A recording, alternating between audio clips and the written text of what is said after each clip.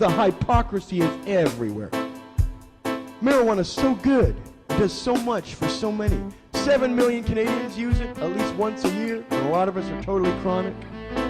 It's brought us everything from music, from technology, to cutting news service, major athletes, every form of entertainment and science and architecture. Beautiful music. You know, the most popular thing in all of the earth, the one activity, the one thing people like more than anything else, that more people say they like is music. There is nothing more universal than our love of music. Every one of us got a song in our heart. We don't have hundreds of songs in our heart, and we don't even have thousands of songs in our iPod. Every single person knows songs from when they were taught. They taught other people to sing songs. We're sharing music all the time. There's nothing we do more intellectually or leisurely than play music. And every single goddamn form of music that's any damn good was brought to us by pot inspiration. So what is it? Greatest writer in the modern in the English language.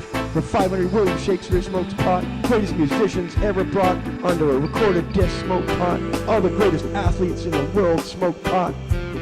Overachievers like Moses Niner and Ted Turner. Even Carl Sagan developed every last one of his 7 accepted scientific theories after smoking a big bomber, walking into the shower, turning on the hot water, steaming it all up, and writing all his formulas on the glass windows of his shower. That's how he developed every one of his shows, and that's how he thought of the TV series and book Cosmos, which is probably the greatest, science show of the entire 1980s and 90s. Oh, pop.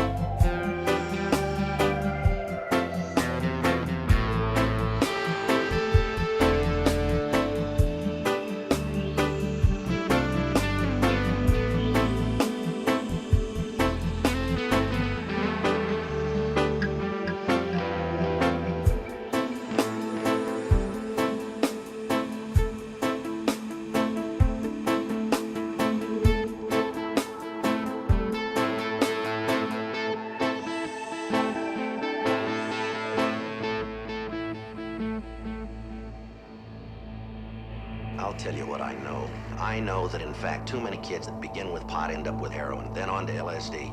I know that if you drink, you suffer a loss of judgment if you drink to excess. But I also know that judgment returns when you sober up. I know, and so do you. When you flip out on an acid trip, you never know when you're going to slip out again.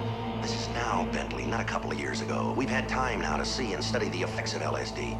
People who haven't had a dose in weeks sail out on another trip. They never know when. The minute they drop one acid capsule or ingest it in any way they bought the farm, they've lost any chance to depend on and even restore that most precious of all inner senses, judgment. And in my way of thinking, without judgment, you might as well be dead. Your brain is, so why not the rest of you?